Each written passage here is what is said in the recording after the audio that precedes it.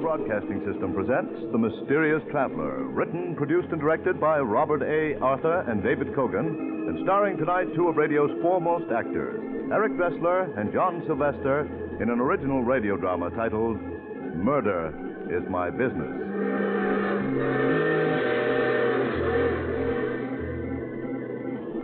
This is The Mysterious Traveler, inviting you to join me on another journey into the realm of the strange and the terrifying. I hope you will enjoy the trip, and it will thrill you a little and chill you a little. So settle back, get a good grip on your nerves, and be comfortable, if you can. Our story tonight begins in a huge white mansion overlooking the Hudson River, some 50 miles above New York City. In a large, comfortable room, David Phillips, a slender, nervous man in his early 30s, is seated at a desk, typing.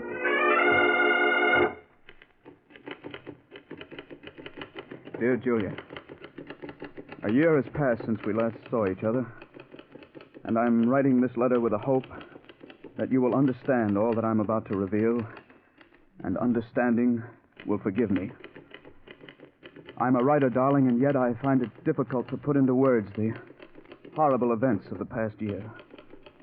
As they flash through my mind, I can feel the quickening of my pulse, and the hatred within me surges up as overwhelmingly as... But I mustn't think of that. It's much more important that you understand what has happened. It all began the day I was in my study, writing a script for the Dangerous Adventure radio show.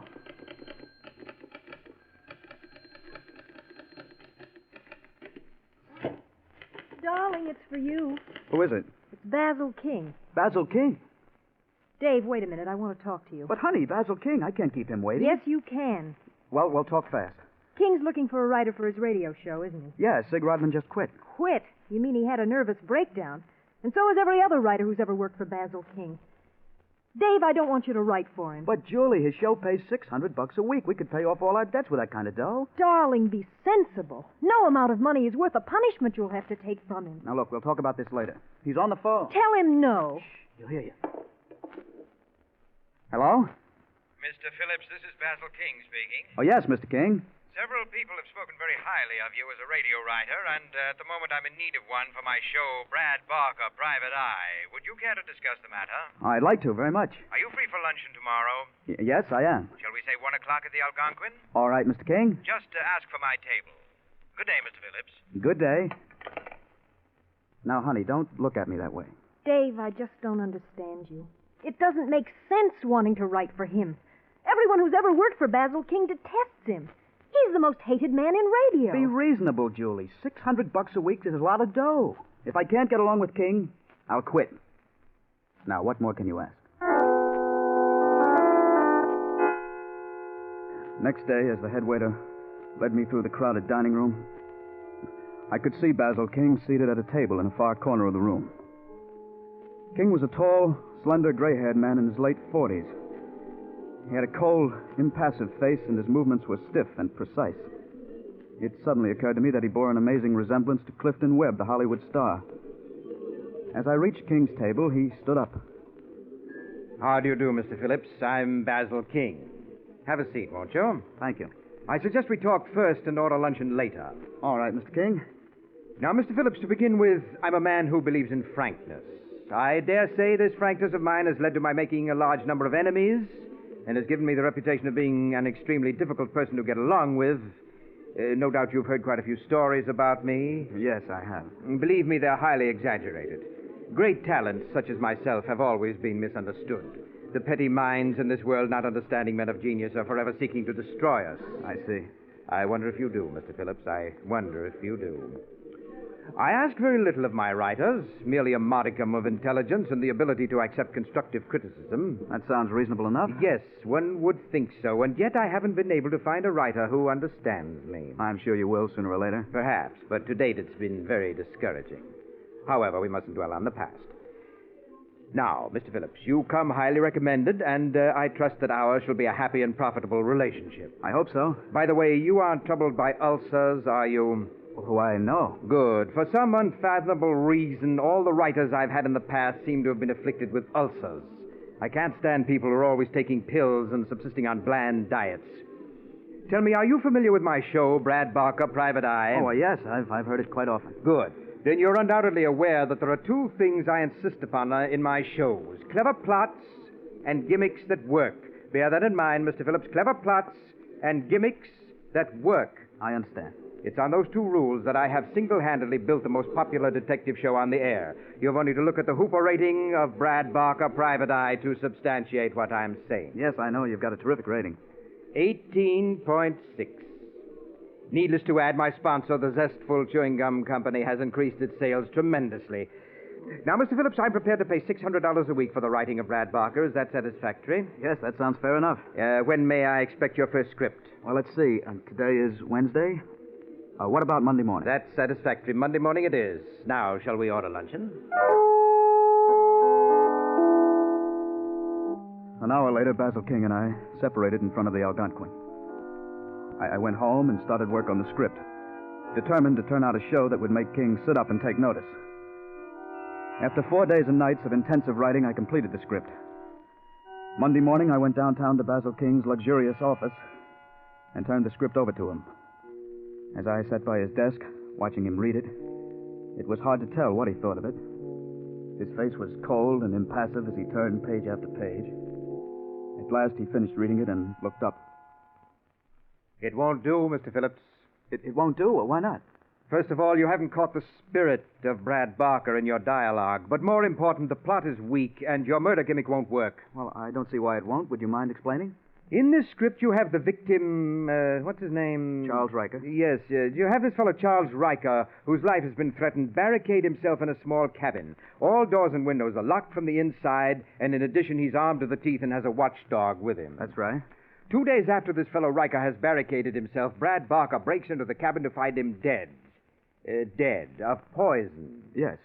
Your gimmick is that the murderer, unable to get at Riker, has tapped the water pipe which ran from the spring to the cabin and poisoned the water. Yes, well, what's wrong with that? My dear fellow, don't you think that when Riker drew a glass of water in the cabin, he'd have tasted the poison in the water? But I planted in the script that the poison was tasteless.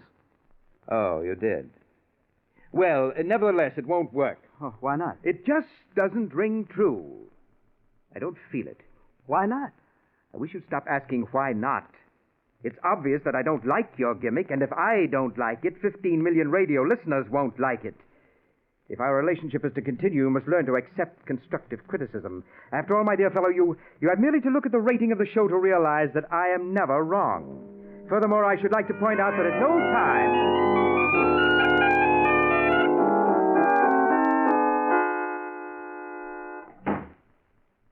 Is that you, Dave? Yes, Julie?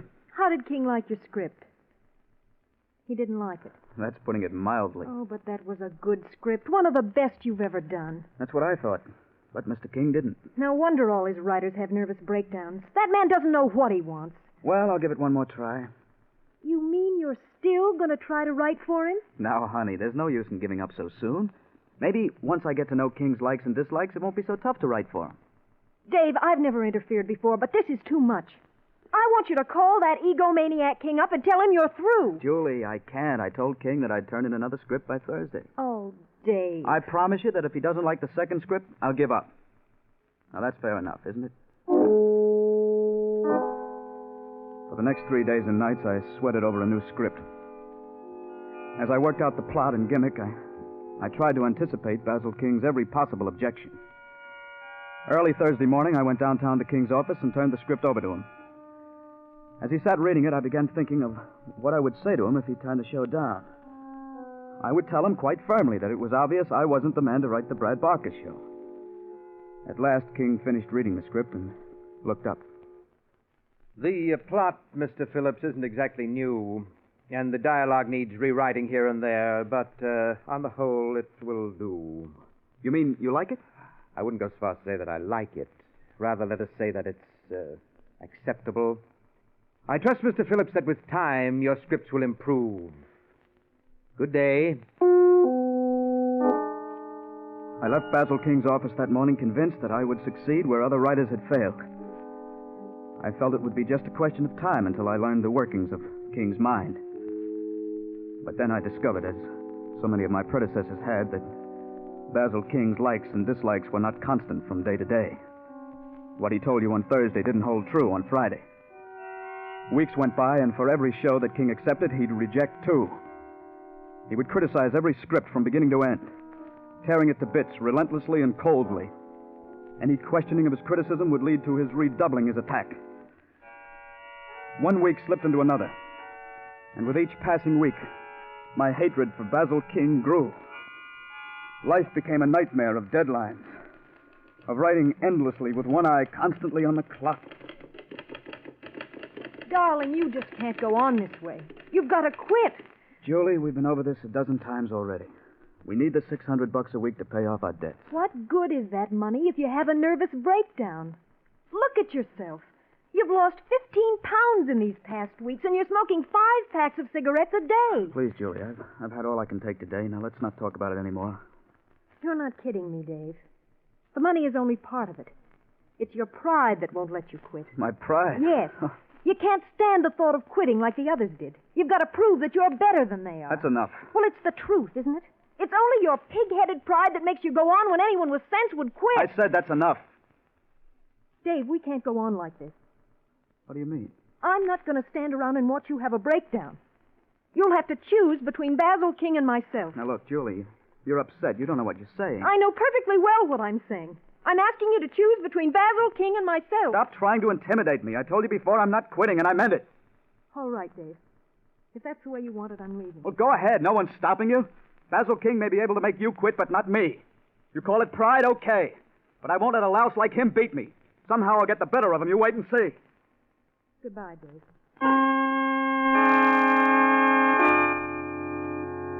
I was so emotionally worn out the night you left me, Julie. I could scarce comprehend my loss at the time. There seemed to be only two people in the world. Basil King and myself. As I traveled back and forth day after day between my typewriter and King's office, my hatred for him increased 100-fold. Feeling my hatred for him, King redoubled his sadistic attack, sensing that I was determined not to quit. The weeks slipped by, and the nightmare continued. King insisted that I come to all rehearsals of the show so that the cast, as he put it, might see the culprit who wrote the script. It was at a rehearsal that I first met Mr. Pearson, president of the Zestful Chewing Gum Company. He was sitting in the control room, watching with great respect as Basil King rehearsed the cast. No. My dear Miss Hunter, I assumed when I hired you that you were a radio actress. If I'm wrong, please enlighten me. What did I do that was wrong, Mr. King? I don't feel it. I just don't feel it. Try it again. Rocky, you've got to give me a chance to explain. It wasn't my fault. Honest, it wasn't, Rocky. Cut. Miss Hunter, you sound too young. I want you to age the role 1 year. Mind you, just 1 year. Yes, Mr. King. Rocky, you've got to give me a chance to explain. It wasn't my fault. Honest, it wasn't. Rocky, don't! Cut! Well, if that's the best you can give me, it will have to do. And Mr. Cooney, if you can't do better, I'll have to get another sound man. Take 15 minutes.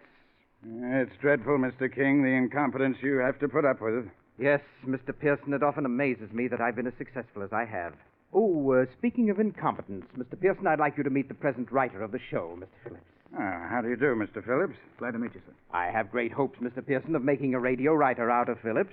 Well, I'm sure if anyone can do it, you're that person, Mr. King. Pardon me, Mr. King. Would you like to hear the commercial now?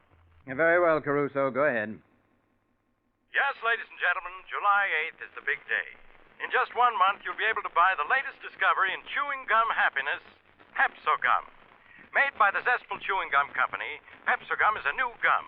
A gum with a jailed-in flavor, designed to give you hours of chewing pleasure.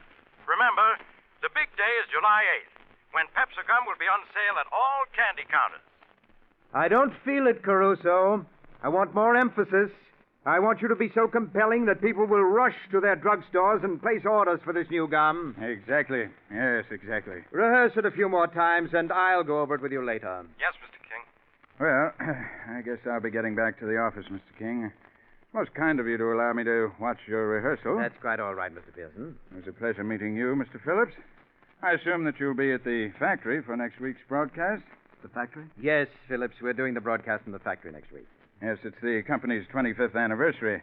You've no idea how our employees are looking forward to your broadcast. Yes, indeed. Well, good day, gentlemen. Goodbye, Bye. Miss Pearson. Mr. Phillips, I have here the script you turned in for next week's show. It won't do. Why not? There are so many things wrong with the script that it's hard to know where to begin. Let's start with your murder gimmick. You have the victim, I believe his name is Roger Roden. Yes, that's right. Yes, you have this fellow Roden picking up an envelope, licking the flap, and sealing the envelope. A minute later, he drops dead. Your gimmick is potassium cyanide powder has been mixed into the glue of the envelope flap. Yes, and when Roden licked the flap, his tongue absorbed the poison. It just won't stand up. Why not? For the simple reason that Roden's tongue wouldn't absorb enough potassium cyanide to kill him. Oh, but it would. Potassium cyanide is a very potent poison. Just a few grains will kill a man. Possibly, but I'm not convinced. And if you can't convince me, you won't convince our 16 million listeners. It just won't do. It will work. I tell you, it will work. I'm sorry, Mr. Phillips, but I don't agree. How soon can you have another script for me? It was at that moment I knew I was going to murder Basil King. Perhaps all along it had been there, buried in my subconscious. For the first time in weeks, my hands stopped trembling, and I was able to think clearly of all that had happened. I had allowed Basil King, a man who was a psychopathic case, to drag me down to his own level. And what was worse, I had lost Julie. My stupid pride had driven the one person I loved away from me. Basil King would pay for that. And all the anguish he'd caused so many people. I thought of King's rejection of my potassium cyanide gimmick. And suddenly it came to me how ironic it would be if his death were brought about by potassium cyanide. Yes, the great man dying by a gimmick which he declared wouldn't work. Of course, I couldn't use the envelope flap, but there were other ways, and I would think of one. Well, that night, a plan began to form in my mind. A plan which was completed a week later as I was being shown through the zestful chewing gum factory by Mr. Morris, the superintendent of the factory. I had no idea the factory was so large, Mr. Morris. We seem to have walked miles. I'm afraid you radio riders just aren't used to walking. Probably ride in taxi cabs all the time. I guess you're right. Oh, what's this place? This is the shipping room. Oh. That about completes the tour. I reckon you've seen just about everything. Say, all these boxes have Pepsi gum marked on the side of them. That's right. You getting ready to distribute it all over the country? Yeah, you're going to start shipping next week. You know, I've heard so many announcements on the show about Pepsi gum that I'm curious. What's it taste like? Well, it's hard to say. It has sort of a sharp flavor. Sounds good. Do you have any around? I'd like to taste it. Well, I'd like to give you some, Mr. Phillips, but the old man, Mr. Pearson, he's given out strict orders not to give any of it out. Reckon he's trying to keep it from the public till the last minute. Oh. But employees have tasted it, haven't they? Oh, sure. Well, Mr. Morris, you're looking at an employee right now. I do write radio shows for the company. Yeah, I guess you are an employee after all. I reckon I can give you a pack of Pepsi gum. There you are. Thanks. An attractive-looking pack of gum. Yeah, you got to catch the customer's eye if you want to sell gum. Oh, what do you say if we go back to the auditorium? Fine. I've seen the whole factory, and I've got a pack of the new Pepsi gum. What more could I ask for? A few minutes later, I left Mr. Morris in the auditorium, where the great Basil King was rehearsing the cast for the show. I walked across the street to the inn where we were staying and went up to my room. There, I took the pack of Pepsi gum from my pocket and withdrew one of the 5 sticks of gum. I very carefully removed the wrapper, and then taking a dampened handkerchief, I wiped the candy powder off the stick of gum.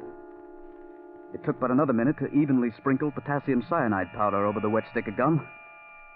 In a very short time, the gum dried, and it was impossible to tell that the fine, powdery coating on it was a coating of death.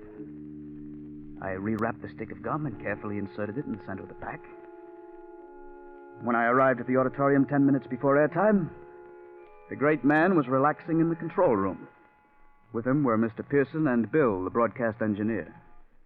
Oh, there you are, Mr. Phillips. I was afraid you were going to miss the broadcast. Mr. Phillips may not be a good writer, but he is a punctual one, Mr. Pearson. Mr. King, you're a great one for banter. You have a ready wit. Thank you, Mr. Pearson. Look at that auditorium. Completely packed. I've never seen our employees so enthusiastic, and it's Oh, due to you, Mr. King. I hope you'll say a few words to them after the broadcast. Why, I should be delighted to. Can you spare a minute, Mr. King? What is it? Do you remember that script I turned in a week ago with the potassium cyanide gimmick? You mean where the victim licked the envelope flap and was poisoned? Yes, I remember that deplorable script. What about it? Well, I was wondering, what if we were to switch the potassium cyanide to something else? Instead of the envelope, perhaps the cyanide might be sprinkled on a piece of candy or something like that. No. It would never work. I don't feel it. You really don't think it would, huh? Certainly not. Really, Mr. Phillips, you're showing less and less imagination from week to week. Well, I just thought I'd mention it. Hey, Mr. Phillips, that pack of gum you have, isn't that the new Pepsi gum? Yes, Mr. Pearson, that's right. But I gave strict orders that it wasn't to be given out. How did you get it? Yes, how did you get it? I found this pack in the shipping room. I hope you don't mind my having taken it. Well, no. After all, we are just one big family. You see, Mr. Pearson, I've heard so much about the new Pepsi gum that I was curious to find out what it tasted like. Well, what did you think of it? Well, I haven't tried it yet, but I guess this is as good a time as ever. Have a piece? Don't mind if I do. Thank you. What about you, Mr. King? No, thank you. You mean you aren't even curious to know what Mr. Pearson's new gum tastes like? Please, Mr. King, I'm very eager to know what you think of the flavor. I have great respect for your opinion. Very well, Mr. Pearson. Here you are, Mr. King. Thank you. I understand it has a sharp flavor, Mr. Pearson. Yes, but delightfully so. That's delicious. Well, I have a feeling that Pepsi gum is going to be a tremendous success. Go ahead, Mr. King. Put it in your mouth. I'm anxious to have your opinion. Yes. Yes. Well, it certainly has a sharp taste. Oh, not that sharp. Keep chewing it. 1 minute to airtime, Mr. King. Thank you. I watched the great man, Basil King, chewing a stick of Pepsi gum. I knew that he found the flavor a bit sharp. And if Mr. Pearson hadn't been watching him, he would have spat it out. Yes, Mr. King didn't like the flavor, but with the sponsor looking on, he had to continue chewing. I watched the minute hand sweep around the clock. In 30 seconds, we would be on the air, and according to my calculations, Mr. King would keel over 15 seconds after we were on the air. Stand by. I'll give you the go-ahead, Mr. King. Very well. Coming up. Go ahead.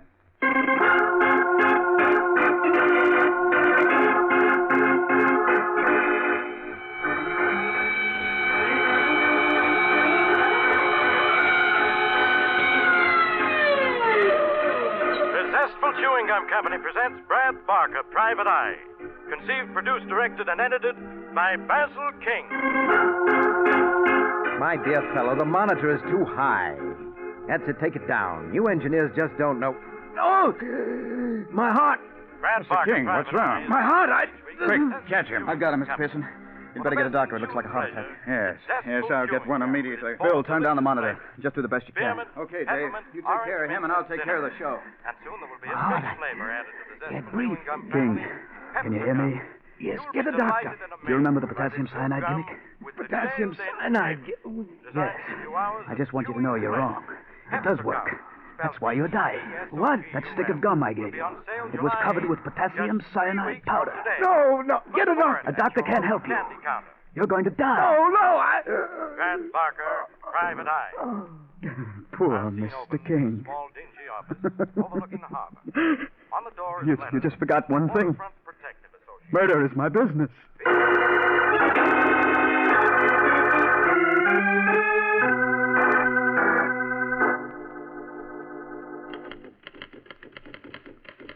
Julie, darling, that was a year ago, and I've never ceased to regret your leaving me. I'm writing this in the hope that you will find it in your heart to forgive me. I admit that it was my stupid pride that wouldn't allow me to acknowledge defeat at Basil King's hands. But he's gone now, Julie. And if you could only see your way clear to start all over. Hi. Hello, Mr. Phillips. Remember me? John Pearson? Mr. Pearson. Yes. You remember Mr. Morris, my factory superintendent? Hello? We happened to be driving past and thought it'd be a nice gesture to drop in and find out how you were getting along. Please, I've got to finish this letter to my wife, Julie. I've got to finish it. Doesn't seem to be getting any better, does it, Mr. Pearson? No, he doesn't. Look at all these letters scattered around. Must be at least 100. They're all addressed to his wife. What a pity, huh? Yes, I'll never forget that day that Basil King died of a heart attack. I came back to the control room to find poor Mr. Phillips crying hysterically over the body. He never has gotten over the shock of Basil King's death. What a wonderful friendship that was.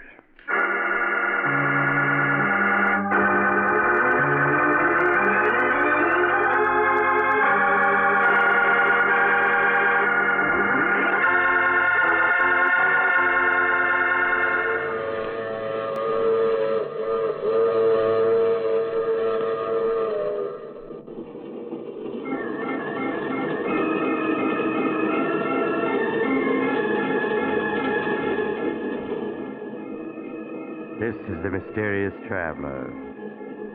Did you enjoy our little trip? It's too bad about Dave Phillips, isn't it? His mind snapped in his hour of triumph. 16 weeks of life with Basil King proved to be just too much for him, mentally.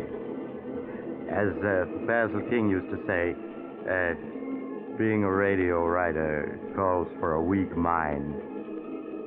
However, it does seem that Dave Phillips did get in the last word. For Basil King died of a gimmick he claimed would never work. And the police, oddly enough, never did suspect it was murder. Now, I recall another case in which a young man awoke to find himself dead, and he decided... you have to get off here. I'm sorry. I'm sure we'll meet again. I take this same train every week at this same time.